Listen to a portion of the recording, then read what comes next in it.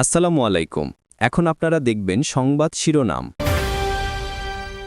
কিছুক্ষণ পর অমর একুশে বইমেলার উদ্বোধন চলবে 15 মার্চ পর্যন্ত। শিল্প সংস্কৃতির রাজনীতিকরণ সভ্য সমাজের পরিচয় নয় বললেন প্রধানমন্ত্রী। বিশ্বাস করি শিক্ষা, গবেষণা এবং শিল্প সাহিত্য চর্চাকে রাজনীতিকরণ করা কখনোই সভ্য সমাজের পরিচয়ক। তারেক রহমানের সভাপতিত্বে মন্ত্রিসভার প্রথম বৈঠক। আইন শৃঙ্খলা, দ্রব্যমূল্য নিয়ন্ত্রণ সহ গুরুত্বপূর্ণ কিছু বিষয়ে আলোচনা ও সিদ্ধান্ত। গভর্নর মোস্তাকুর রহমানকে স্বাগত জানালেন বাংলাদেশ ব্যাংকের কর্মকর্তা কর্মচারীরা। ডেপুটি গভর্নর সহ উচ্চপদস্থদের সাথে বৈঠক। রাজধানীর হাজারীবাগে কিশোরী হত্যায় অভিযুক্ত সিয়ামকে কাঁঠালবাগান থেকে আটক। অস্ত্র, রক্ত মাখা পোশাক উদ্ধার। প্রস্তাব দিয়েছিল সম্ভবত একটা পোলা সিয়াম নাম, কিন্তু ওই প্রত্যাখ্যান করাতে হয় উন্ডালে আয় কাম করে কোবায় দিয়ে গেছে। আমি ফাঁসি চাই, আমার মেয়ের কঠোরতা বিচার চাই, আমার মেয়ের খুনের শাস্তি চাই। যুক্তরাষ্ট্রে আঘাত হানতে সক্ষম এমন ক্ষেপণাস্ত্র তৈরির চেষ্টা করছে ইরান। অভিযোগ মার্কো রুবিওর। তেহরানের সমরাস্ত্র প্রযুক্তির ওপর আরও নিষেধাজ্ঞা আরোপ। আসসালামু আলাইকুম। এখন দেখবেন সংবাদ বিস্তারিত। শিল্প সংস্কৃতিকে রাজনীতিকরণ কখনোই সভ্য দেশের পরিচায়ক নয়। বিভিন্ন ক্ষেত্রে গৌরবদীপ্ত অবদান রাখায় 9 জন ব্যক্তি ও একটি প্রতিষ্ঠানকে 21 পদক তুলে দিয়ে এ কথা বলেছেন প্রধানমন্ত্রী তারেক রহমান।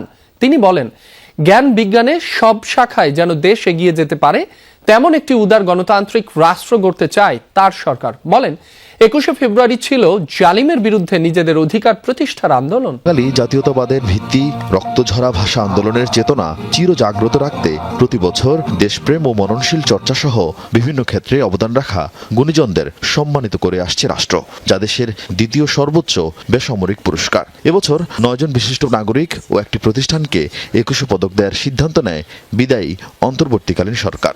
শহীদ প্রেসিডেন্ট জিয়াউর রহমান 1976 সালে প্রথম 21 পদক প্রবর্তন করেন। নির্বাচন, নতুন সরকার গঠন সহ নানাবিধ কারণে এবছর কয়েকদিন পিছিয়ে ফেব্রুয়ারির শেষ ভাগে রাজধানীর ওসমানী মিলনায়তনে আয়োজন করা হয় 21 পদক প্রধান অনুষ্ঠান, যেখানে প্রধানমন্ত্রী তারেক রহমান তুলে দেন রাষ্ট্রীয় সম্মাননা। চলচ্চিত্রে ফরিদা আক্তার ববিতা, চারুকলায় অধ্যাপক আব্দুস সাত্তার, স্থাপত্যে মেরিনা তাবাসসুম, শিক্ষায় মাহবুর আলম মজুমদার, ভাস্কর্যে তেজস হালদার যশ, নৃত্যকলায় অর্থী আহমেদ, নাট্যকলায় ইসলাম উদ্দিন পালাকার ও সাংবাদিকতায় শফিক রেহমান। সঙ্গীতে মরণোত্তর রাষ্ট্রীয় সম্মাননা দেওয়া হয় ব্যান্ড লিজেন্ড আয়ুব বাচ্চুকে। প্রধানমন্ত্রীর কাছ থেকে পদক গ্রহণ করেন প্রয়াত এবির স্ত্রী ফেরদৌস আক্তার চন্দনা। এছাড়াও দেশের ইতিহাসে প্রথমবারের মতো হার্ড রক ধারার সঙ্গীতের দল হিসেবে 21 পদক পায় ওয়ারফেস। বিসমিল্লাহির রহমানির রহিম। বক্তব্যের শুরুতেই পদকপ্রাপ্তদের অভিনন্দন জানান প্রধানমন্ত্রী। বলেন, 21 ফেব্রুয়ারি বাংলাদেশের আত্মপরিচয় স্মারক। 21 ফেব্রুয়ারি একদিকে মাতৃভাষা মর্যাদা প্রতিষ্ঠার সংগ্রাম এবং একই সাথে এটি ছিল জালেমের বিরুদ্ধে নিজেদের অধিকার প্রতিষ্ঠার আন্দোলন। সুতরাং ফেব্রুয়ারি মানেই আত্মপরিচয় উপলব্ধির মাস। শিল্প সংস্কৃতিকে রাজনীতিকরণের সমালোচনা করেন প্রধানমন্ত্রী। আগামীর উদার গণতান্ত্রিক রাষ্ট্র গড়তে বিজ্ঞজনদের দিক নির্দেশনা চান তিনি। শিক্ষা, গবেষণা এবং শিল্প সাহিত্য চর্চাকে রাজনীতিকরণ করা কখনোই সভ্য সমাজের পরিচায়ক নয়।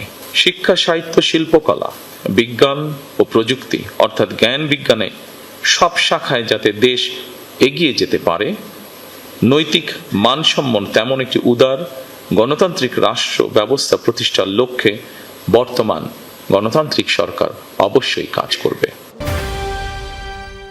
দর্শক, ঈদ যাত্রা নিয়ে সচিবালয়ে ব্রিফ করছিলেন সড়ক পরিবহন, রেল ও নৌপথ মন্ত্রণালয়ের মন্ত্রী শেখ রবিউল আলম। আমরা সরাসরি যুক্ত ছিলাম সেই ব্রিফিংয়ে। প্রধানমন্ত্রী তারেক রহমানের সভাপতিত্বে অনুষ্ঠিত হল মন্ত্রিসভার প্রথম বৈঠক। সচিবালয়ের মন্ত্রিপরিষদ বিভাগে নতুন মন্ত্রিসভার এই গুরুত্বপূর্ণ বৈঠকটি অনুষ্ঠিত হয়। সরকার গঠনের পর এইটি ছিল মন্ত্রিসভার প্রথম বৈঠক, আনুষ্ঠানিক বৈঠক। এতে দেশের আইন শৃঙ্খলা পরিস্থিতি, দ্রব্যমূল্য নিয়ন্ত্রণ এবং প্রশাসনিক সংস্কার সহ বেশ কিছু নীতি নির্ধারণী বিষয়ে আলোচনা ও সিদ্ধান্ত গৃহীত হয়। সকাল 10টায় শুরু হওয়া এই বৈঠকে মন্ত্রিসভার সদস্যগণ এবং সংশ্লিষ্ট সচিবরা উপস্থিত ছিলেন। বৈঠকের শুরুতেই প্রধানমন্ত্রী দেশের বর্তমান পরিস্থিতি পর্যালোচনা করেন এবং জনগণের প্রত্যাশা পূরণে মন্ত্রীদের দ্রুত কার্যকর পদক্ষেপ নেয়ার আহ্বান জানান। বাংলাদেশ ব্যাংকের 14তম গভর্নর হিসেবে দায়িত্বভার গ্রহণ করলেন মোহাম্মদ মোস্তাকুর রহমান। সকালেই তিনি বাংলাদেশ ব্যাংকে যান। এ সময় তাকে স্বাগত জানান উচ্চপদস্থ কর্মকর্তারা। সাংবাদিকদের প্রশ্নের জবাবে গভর্নর বলেন, কাজ শুরুর পর তিনি সবার সাথে কথা বলবেন। দিনের শুরুতেই তিনি বৈঠক করেছেন ডেপুটি গভর্নর, প্রধান অর্থনীতিবিদ এবং নির্বাহী পরিচালকদের সাথে। ব্যাংক ও আর্থিক প্রতিষ্ঠানের হালনাগাদ পরিস্থিতি অবহিত হয়েছেন। দুপুরের পর তিনি সচিবালয়ে যাবেন। অর্থ মন্ত্রণালয়ে সেখানে একটি বৈঠক হওয়ার কথা। বুধবার তাকে 4 বছরের জন্য নিয়োগ প্রদান করে অর্থ মন্ত্রণালয়। এর আগে গভর্নর ডক্টর আহসান এইচ মনসুরের চুক্তিভিত্তিক নিয়োগ বাতিল করা হয়। এদিকে নতুন গভর্নর নিয়োগের পর পরিবর্তন আনা হয়েছে গভর্নর সচিবালয়ের অতিরিক্ত পরিচালক পদে।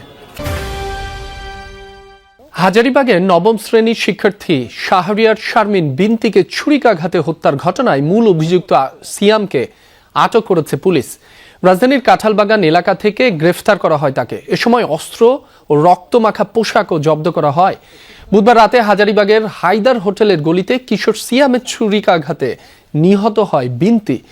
এর আগে রাত 9:15টার দিকে সিসি ক্যামেরার হায়দার হোটেলের গলি ধরে অভিযুক্ত কিশোর সিয়ামের সঙ্গে হাঁটতে দেখা যায় নিহত বিনতিকে। কিছুক্ষণ পরই পাশের অন্ধকার গলি থেকে রক্তাক্ত বিনতির চিৎকারে প্রতিবেশীরা ঘটনাস্থলে জড়ো হয়। এরপর তাকে পাঠানো হয় স্থানীয় একটি হাসপাতালে। পরে চিকিৎসাধীন অবস্থায় সে মারা যায়। বিনতিকে ছুরিকাঘাতের পর অভিযুক্ত সিয়ামকে রাস্তায় ধারালো অস্ত্র নিয়ে অস্বাভাবিক আচরণ করতেও দেখা যায়। সিয়াম দীর্ঘদিন ধরে মেয়েকে উত্ত্যক্ত করে আসছিল অভিযোগ করেন বিনতির বাবা। অভিযুক্তের শাস্তি দাবি করেন স্বজনরা। মনে করছি ছোট পোলাপান দুষ্টামি করতেছে, ঠিক হয়ে যাইব, বুঝতে পারি না ওরা এত দূর যাইব। আমি ফাঁসি চাই, আমার মেয়ের কঠোরতা বিচার চাই, আমার মেয়ের খুনের শাস্তি চাই। রাষ্ট্রে হামলা চালাতে সক্ষম এমন আন্তঃমহাদেশীয় ক্ষেপণাস্ত্র তৈরি করছে ইরান, এমন অভিযোগ করেছেন মার্কিন পররাষ্ট্রমন্ত্রী মার্কো রুবিও। এ খাতে তেহরান বিপুল পরিমাণ অর্থ ব্যয় করছে বলেও দাবি করেন তিনি। চলমান আলোচনা সত্ত্বেও নিজেদের ক্ষেপণাস্ত্র প্রকল্পের পরিধি ইরান কমায়নি বলেও জানান তিনি।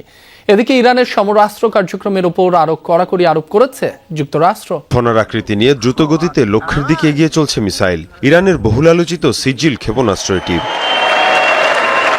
মার্কিন প্রেসিডেন্টের স্টেট অব দ্য ইউনিয়নের ভাষণের পর আবারও আলোচনায় ইরানের আন্তঃমহাদেশীয় ক্ষেপণাস্ত্র। ভাষণে ইরানের মিসাইল প্রকল্প নিয়ে সমালোচনা করেন ট্রাম্প। এরপরই ইরানের আইসিবিএম নিয়ে হুমকি এলো মার্কিন পররাষ্ট্রমন্ত্রীর তরফ থেকে। ইরানের ভান্ডারে বিপুল পরিমাণ ব্যালিস্টিক মিসাইল রয়েছে, বিশেষ করে স্বল্প ও মাঝারি পাল্লার ক্ষেপণাস্ত্র, যেগুলো খুবই ভয়ঙ্কর ইরানের আশেপাশে থাকা মার্কিন ঘাঁটিগুলোর জন্য। তবে তারা এবার আন্তঃমহাদেশীয় মিসাইলের জন্য জোর চেষ্টা চালাচ্ছে। এই খাতে তারা বিপুল অর্থ ব্যয় করছে। মার্কো রুবিওর এমন মন্তব্যের পরপরই ইরান